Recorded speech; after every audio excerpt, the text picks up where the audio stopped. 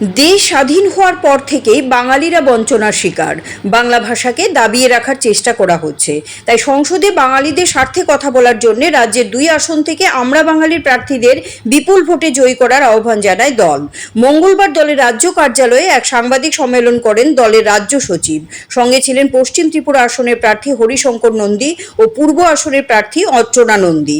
দলের রাজ্য সচিব দাবি করেন বাঙালিরা এই দেশের ভূমিপুত্র, অথচ বাঙালিদের বিদেশি চিহ্নিত করার ষড়যন্ত্র চলছে। সিএএ সহ স্কুল স্তরে বাংলার জায়গায় হিন্দি এবং ইংরেজি চাপিয়ে দেওয়ার অভিযোগ তুলে সরকারের সমালোচনা করেন তিনি। মোদী সরকারের বিরুদ্ধে মিথ্যা প্রতিশ্রুতিরও অভিযোগ তুলে আমরা বাঙালি দল। তাই বাংলা ভাষা এবং বাঙালির স্বার্থে আমরা বাঙালির প্রার্থীদের বিপুল ভোটে জয়ী করার আহ্বান জানানো হয়।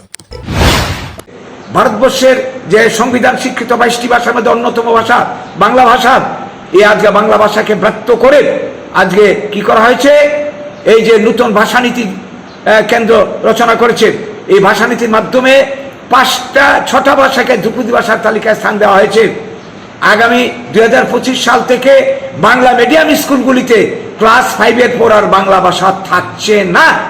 শুধু ভাষা হিসেবে যে থাকছে না তা নয়, কোনো সাবজেক্টে বাংলা ভাষা আর থাকছে না, সেখানে হিন্দি চাপিয়ে দেওয়া হয়েছে, জোর করে কায়দা করে হিন্দি চাপিয়ে দেওয়া হয়েছে। এর মাধ্যমে কি হচ্ছে, বাংলা ভাষা লুপ্ত হলে বাঙালি ঘরের ছেলেমেয়েদের পড়াশোনা আর হবে না, উচ্চ শিক্ষার ক্ষেত্রে বাঙালিরা পিছিয়ে পড়বে, চাকরি বাকরির ক্ষেত্রে বাঙালিরা পিছিয়ে যাবে, আমাদের কৃষ্টি সংস্কৃতি আস্তে আস্তে লুপ্ত হবে, এইভাবে জাতি সত্তা বিলুপ্ত হয়ে যাবে। এর একটা গভীর চক্রান্ত গোটা দেশ জুড়ে চলছে। আমাদের গ্যারান্টি, মোদির গ্যারান্টি, এইবারের নির্বাচন মোদির গ্যারান্টি কথাটাকে সামনে রেখে বিজেপি নির্বাচন করছে।